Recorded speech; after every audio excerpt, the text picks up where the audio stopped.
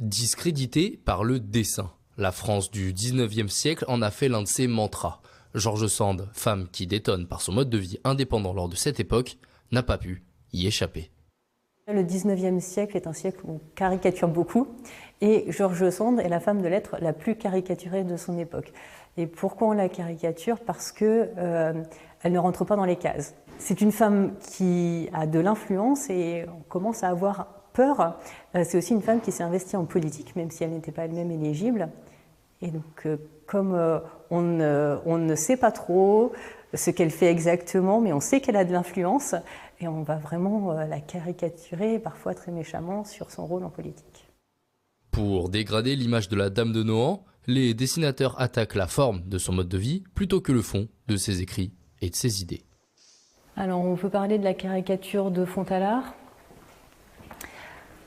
ici qui date de 1839, où on représente George Sand avec de nombreux attributs qui sont caricaturés habituellement.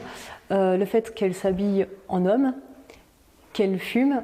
Au premier plan, on voit apparaître un berceau qui est délaissé et on a vraiment la critique de ces femmes qui se dévergondent. On voit les nombreux vers et qui laissent de côté les tâches qui sont habituellement attribuées aux femmes, notamment s'occuper des enfants.